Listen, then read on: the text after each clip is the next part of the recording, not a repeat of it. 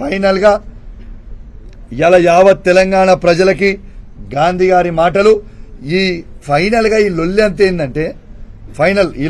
ఏంటంటే high court order ఖచ్చితంగా ఈ ముగ్గురిని మీరు 4 వారాలల్లా డిస్క్వాలిఫై చేయాలన్న తర్వాత ఒక్కొక్కడు గజ గజ గజ గజ గజ వణికే పరిస్థితికి వచ్చింది.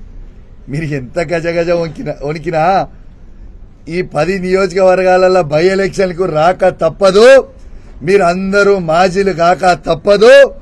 ఖచ్చితంగా మళ్ళా ఈ 10 నియోజకవర్గాలలో మా ప్రతి బీఆర్ఎస్ పార్టీ కార్యకర్త కష్టపడి మళ్ళా కేసీఆర్ గారి నాయకత్వంలో బీఆర్ఎస్ పార్టీ జెండాలు ఈ 10 నియోజకవర్గాలలో ఎగిరేయక తప్పదు. ఖచ్చితంగా ఎగిరేస్తామని చెప్పి సందర్భంగా తెలియజేస్తా ఉన్నాను.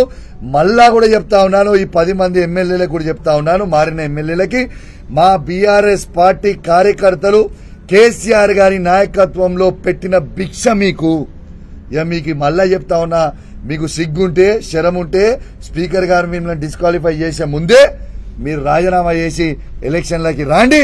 ఇక మీరేంది మేమేంది అనేది ప్రజాక్షేత్రంలో చూసుకుందామని చెప్పి ఈ సందర్భంగా తెలియజేస్తూ సెలవు తీసుకుంటా ఉన్నాం. జై తెలంగాణ, జై కేసీఆర్.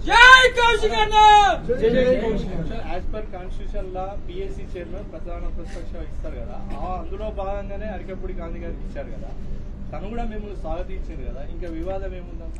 ఇండైరెక్ట్లీ టీఆర్ఎస్ లో కూడా ఉన్నా అని చెప్పాడు. ఇండైరెక్ట్ గా ఏంది ఆయన గెలిచింది బీఆర్ఎస్ బీఫామ్ మీద, ఏంటిది ఇండైరెక్ట్ గా. రెండోది ఇవాళ మీకు ఒక్కటే చెప్తున్న ప్రజలందరూ కూడా గమనించాలి, నేను కూడా అడిగేది అదే. మా పార్టీ పిఏసీ చైర్మన్ కి ఎన్నుకుంది ఎవరిని?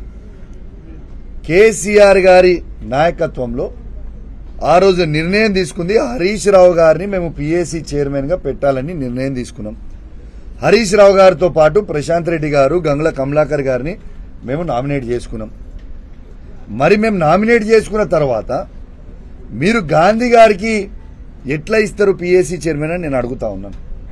ఇది యావత్ తెలంగాణ సమాజానికి జవాబు చెప్పాల్సిన అవసరం ఉన్నది. ఇలా ఏ ఒక్క నామినేషన్ కూడా ఎక్కువ పడితే 13 కంటే 14 నామినేషన్ పడితే ఎలక్షన్లు కావాలి. స్పీకర్ గారికి కూడా పవర్స్ లేవు. మీరు రూల్ నంబర్ 250 మీరు చదువుకోవచ్చు. ఎక్కడ కూడా ఉంటే ఎలక్షన్ పెట్టాలి కానీ తీయడానికి లేదు. తప్పకుండా రేపు మేము కోర్టుకు పోతాం, దాని రూల్ బుక్ ప్రకారం పోతాం, చెక్ చేస్తాం. మరి గాంధీ గారికి ఎందుకంత భయం అవుతుందో నాకు ఇప్పటికి కూడా అర్థమవుతలేదు. నేను అడిగిన ప్రశ్నలకి జవాబు చెప్పాలంటే నువ్వు ఒక్కటే గుర్తుపెట్టుకోండి, దాడిలు చేయడం పెద్ద విషయం కాదు, నాకు పెద్ద ఇష్యూయే కాదు అసలు. నిజంగా మేము దాడి చేయాలదలుచుకుంటే ఇవాళ మీరు చూసిర్రు నిన్న ఏ విధంగా లేనో. కానీ ఇవాళ మేము దాడిని ఎందుకు చేస్తలేమంటే మా హైదరాబాద్ బ్రాండ్ ఇమేజ్ ని మేము ఖరాబ్ చెయ్యొద్దు. మా కేసీఆర్ గారు వద్దు, వాళ్ళు చేసిన పనులు తప్పులు మనం చెయ్యొద్దు, మీరు సమన్వయం పాటించండి అంటేనే మేము ఆగినాం తప్పితే